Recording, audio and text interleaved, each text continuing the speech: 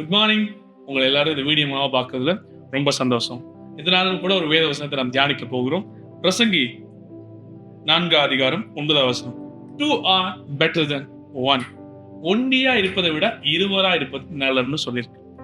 பாருங்க, இந்த உலகம் உண்டானது முதற்கொண்டே ஆண்டவர் நினைத்த முதல் காரியம் என்ன தெரியுமா? மனுஷன் தனிமையா இருப்பது நல்லதல்ல, அவன் ஒண்டியா இருக்கிறது நல்லதல்ல. எப்பொழுதுமே நம்முடைய ஆண்டவர் நாம் எல்லாரையுமே டீமா செயல்பட விரும்புகிறார்.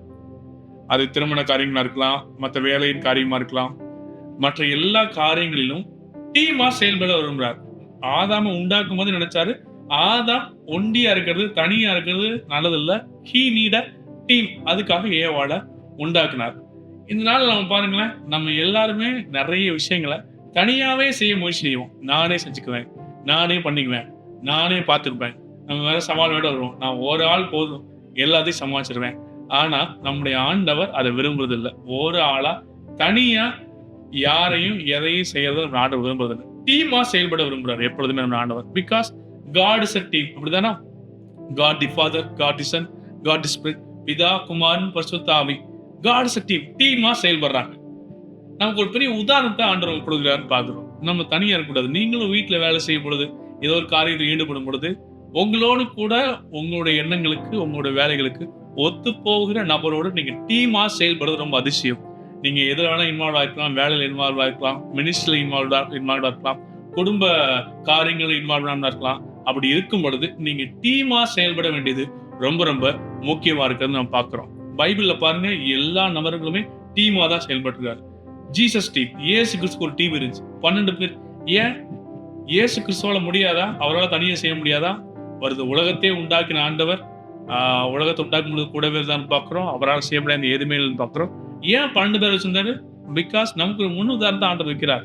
டீமா செயல்படணும். 12 பேர் கொண்ட குழுவா செயல்பட்டாங்க. அதுலயும் ஒரு 3 பேர் கூட ரொம்ப இன்டிமேட்டா இருந்தார். பேதுரு, யாக்கோபு, யோவான் கூட இன்டிமேட்டா இருந்தான்னு பார்க்கிறோம். ஒரு டீமா செயல்படுறாங்க. எங்க போனாலும் டீமா போறாரு. அவருடைய ஜெப நேரத்தை தவிர்த்து, தனிப்பட்ட நேரத்தை தவிர்த்து, மற்ற எல்லா ஊழிய காரியங்களும் பாருங்க குழுவாய் சேர்ந்து போறாங்க. அவர் ஒண்டியா இருக்கல, அவர் டீமா இருவராய் மூவராய் சேர்ந்து மொத்தமா போறாங்க, ஊழியம் பண்ணான்னு பார்க்கிறோம். பால்ஸ் டீம் பாருங்க, பவுலுக்கு ஒரு கூட்டம் இருந்துச்சு. 1 தெசலோனிக்கேயர் 1 அதிகாரம் 1 வசனம் எப்படி சொல்லுகிறது? பவுலும் சில்வானும் தீமோத்தேயும் பிதாவாகிய தேவனுக்குள்ளும் கர்த்தராகிய இயேசு கிறிஸ்துவுக்குள்ளும் இருக்கிற தெசலோனிக்கேயர் சபைக்கு எழுதுகிறதாவது. 3 பேர் பார்க்கிறோம். பவுல், சில்வான், தீமோத்தேயு. பவுல் மட்டும் இந்த தெசலோனிக்கே நிருபத்தை எழுதல.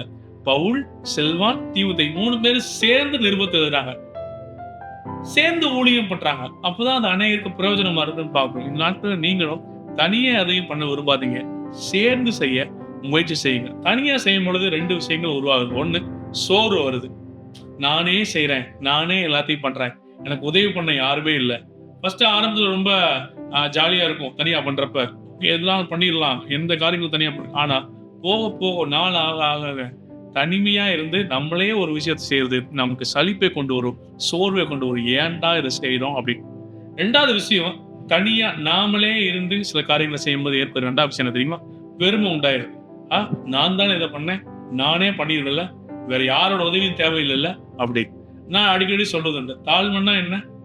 Asking help is a humility. பிறர்கிட்ட உதவி கேட்கறதே ஒரு வகை தாழ்மை தான். அதுவே ஒரு தாழ்மை தான். எஸ், என்னால மட்டும் முடியாது, உங்களோட உதவி எனக்கு தேவைன்னு கேட்கறது தாழ்மை. அப்ப யாரோட உதவியும் வேணாம், நான் தனியாவே செஞ்சிருவேன், அதுக்கு என்ன அர்த்தம்? பெருமையா இருக்குன்னு அர்த்தம். ஸோ இந்த நாட்டுல பெருமையும் வேண்டாம், சோர்வு வேண்டாம், உற்சாகமா செய்யணுமா, டீமா செயல்படுங்க. சொல்றாங்க, நீங்க ரொம்ப தூரம் போகணும்னு ஆசைப்பட்டா, வாழ்க்கையில ரொம்ப நேரம் பயணம் பண்ணணும்னு ஆசைப்பட்டா, நீங்க டீமா போங்கன்னு சொல்றாங்க.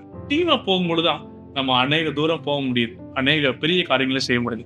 நாம பார்க்கிறோம், இன்னைக்கு ஃபேஸ்புக், வாட்ஸ்அப், ட்விட்டர், யூடியூப், இது எல்லாமே 2-3 பேர்கள் சேர்ந்து, நண்பர்களாய் சேர்ந்து உருவாக்குனது. இன்னைக்கு உலகத்துக்கு பயனுள்ளதா பார்க்கறது. ஏன் நம்முடைய ஏகி ஸ்தாபனம் கூட ஒருவர் உருவாக்குனது கிடையாது. 5 நண்பர்கள் சேர்ந்து அன்னைக்கு 19ஆம் நூற்றாண்டுல ஜெபித்து ஆரம்பித்த ஸ்தாபனம் தான் இன்னைக்கு எல்லாருக்கும் ஆசீர்வாதமா இருக்குது. அப்ப நீங்க தனிமையா இருக்கிறது, ஒண்டியா இருக்கிறது நல்லதல்ல. இருவரா இருக்கிறது, டீமா இருக்கிறது நல்லது. இருவர்னு சொல்றதை விட டீமா நீங்க இருக்கிறது ரொம்ப ரொம்ப நல்லது. ஆகவே இந்த நாட்கள்ல நீங்க எதை செய்தாலும் சரி, எங்க போனாலும் சரி, எந்த விதமான ஊழியங்கள் வேலைகள் ஈடுபட்டாலும் சரி, டீமா செயல்படுங்க. அது ரொம்ப ரொம்ப நல்லது. தேங்க்யூ.